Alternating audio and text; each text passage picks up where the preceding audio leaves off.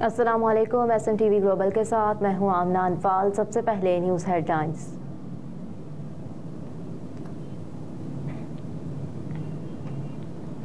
शाह महमूद कुरैशी का कागजात नामजदगी जमा कराने के लिए अदालत से रुजू।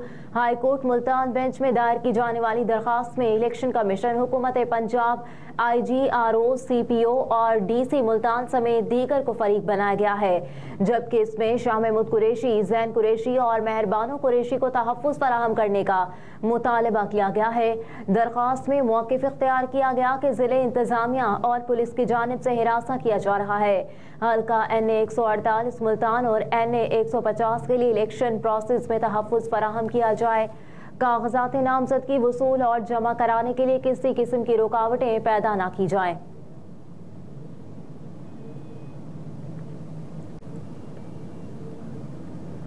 जुड़वा शहरों समेत मुल्क के मुख्तलिफ इलाकों में ज़लज़ले के झटके। ज़लज़ला पेमा मरकज़ के मुताबिक ज़लज़ले के झटके सुबह 5:32 पर जुड़वा शहरों के अलावा पंजाब, KP और आज़ाद कश्मीर में भी महसूस किए गए। रेक्टर स्केल पर ज़लज़ले की शिद्दत 4.4 रिकॉर्ड की गई। ज़लज़ले की गहराई 11 किलोमीटर और मरकज़ आज़ाद कश्मीर था। ज़लज़ले के दौरान लोग खौफज़दा होकर कलमा तैयबा का विर्द करते हुए घरों से बाहर निकल आए।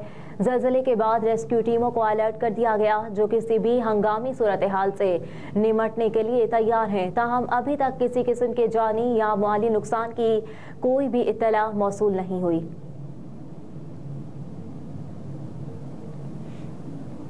हुकूमत ने सेक्रेटरी पावर राशिद महमूद लंगड़ियाल को ओहदे से हटा दिया। Secretary power division Rashid Mahmood Langrial को ओहदे से हटाकर एडिशनल सेक्रेटरी इंचार्ज वजारत सनत व पैदावार तैनात कर दिया गया, जबकि असद रहमान गिलानी को additional secretary incharge power division तैनात किया गया है। Asad Rehman Gilani Pakistan administrative service grade 21 के अफसर हैं। वो इससे कबल एडिशनल सेक्रेटरी इंचार्ज वजारत सनत व पैदावार खिदमात सर अंजाम दे रहे थे। इस्टेब्लिशमेंट डिवीजन की जानिब से अफसरान के तकर्रुर व तबादलों का बाज़ाब्ता नोटिफिकेशन भी जारी कर दिया गया।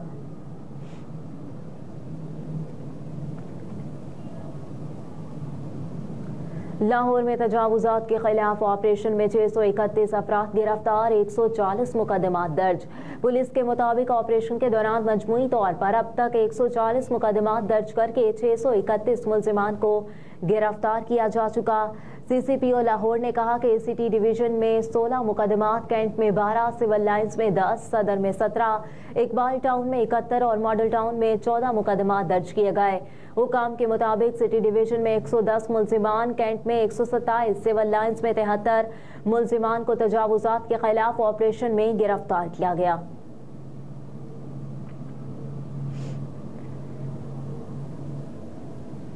गैर कानूनी अफगान बाशिंदों की वापसी जारी। मजीद 1483 बाशिंदे वतन वापस चले गए।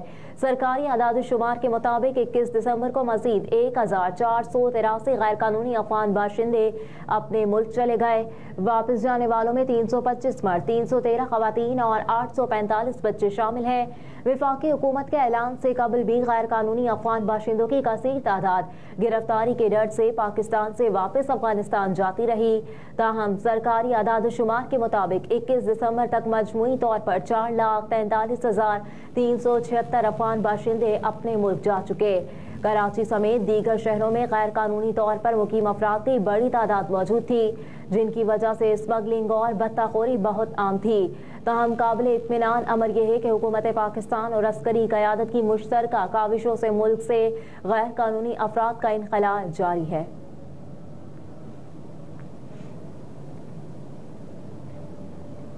रहनुमा पीपल्स पार्टी और साबिक वज़ीर आला सिंध सैयद मुराद अली शाह ने कहा है कि इलेक्शन में पीपल्स पार्टी की फतह देख रहा हूँ। कागजाती नामजदगी फॉर्म जमा कराने के बाद मीडिया से गुफ्तगू करते हुए मुराद अली शाह ने कहा कि PS 77 पर नामजदगी फॉर्म जमा कराए। इलेक्शन में पीपल्स पार्टी की फतह देख रहा हूँ। सिंध समेत पूरे पाकिस्तान से लोग पीपल्स पार्टी ज्वाइन कर रहे हैं। कहा कि पंजाब में नून लीग वाले कमरे से भी बाहर नहीं निकल रहे। KP में चेयरमैन बिलावल भुट्टो ने 9 वर्कर्स कन्वेंशन मुनक्किद किए। इन सब हालात को देखकर नजर आ रहा है कि पीपल्स पार्टी मुल्क भर में बड़ी अक्सरियत से कामयाबी हासिल करेगी। पंजाब से भी इतनी सीटें लेंगे कि मुल्क में सबसे बड़ी जमात बनकर सामने आएगी।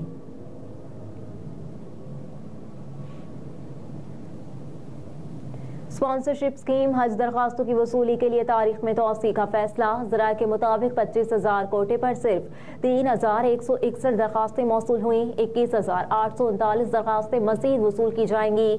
सरकारी रेगुलर हज स्कीम के तहत 63,000 से ज्यादा दरखास्तें मौसूल हुई। रेगुलर स्कीम के तहत दरखास्त जमा कराने का एक रोज बाकी है। रेगुलर स्कीम के तहत खुशनसीब हासमीन हज का फैसला कुरानंदाजी से किया जाएगा। कोटे से ज्यादा दरखास्तें मौसूल होने के सबब रेगुलर हज स्कीम में तोसी नहीं की जाएगी। हज के ख्वाहिशमंद अब स्पॉन्सरशिप स्कीम के जरिए फरीज़ा हज अदा कर सकते हैं। ज़राए के मुताबिक स्पॉन्सरशिप स्कीम के तहत बैरून मुल्क से डॉलर्स में दरखास्तें जमा कराई जा सकती हैं। स्पॉन्सरशिप स्कीम कुरानंदाजी से मुस्तस्ना है। स्पॉन्सरशिप स्कीम की तारीख में तोसी का ऐलान जुम्मे को किया जाएगा।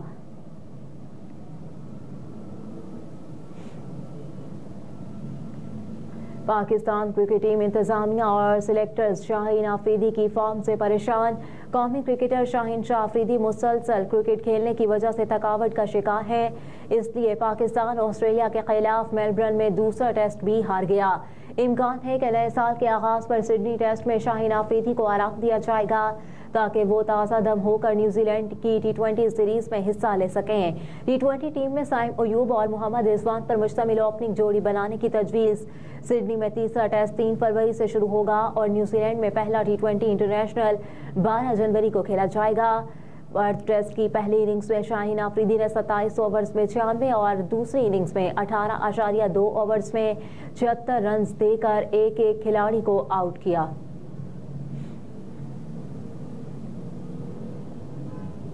ओगरा ने LNG की कीमतों में इजाफा कर दिया। Oil and gas regulatory authority की जानिब से LNG की कीमतों में इजाफे का नोटिफिकेशन जारी कर दिया गया, जिसके मुताबिक ओगरा ने 1 दिसंबर से LNG की कीमतों में इजाफा किया है। नोटिफिकेशन के मुताबिक सुई नॉर्दर्न के सिस्टम पर LNG $1.32 फी MMBTU महंगी हो गई, जबकि सुई सदर्न के सिस्टम पर LNG की कीमत में $1.42 फी MMBTU का इजाफा हुआ। नोटिफिकेशन में बताया गया कि सुई नॉर्दर्न के सिस्टम पर LNG की नई कीमत $14.81 फी MMBTU मुकर्रर की गई, जिसके बाद सुई सदर्न के सिस्टम पर LNG की नई कीमत $15.45 फी MMBTU हो गई है।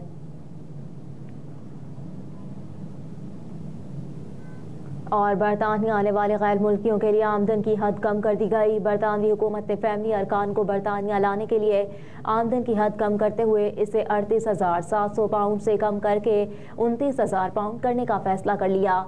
नए कवानीन का नफाज 1 अप्रैल 2024 से होगा। रवा माह ही बरतानिया ने गैर मुल्कियों की तादाद को महदूद करने के लिए शराइत सख्त करते हुए कम अज कम तनख्वाह की शर्त 26,200 से बढ़ाकर 38,700 पाउंड कर दी थी। हेल्थ और सोशल वर्कर्स के वीज़े पर आने वालों को ज्यादा तनख्वाह की हद से इस्तिस्ना दिया गया था। हेडलाइंस आप जान चुके। न्यूज़ स्टूडियो से फिल वक्त इतना ही। आप देखते रहिए SMTV ग्लोबल।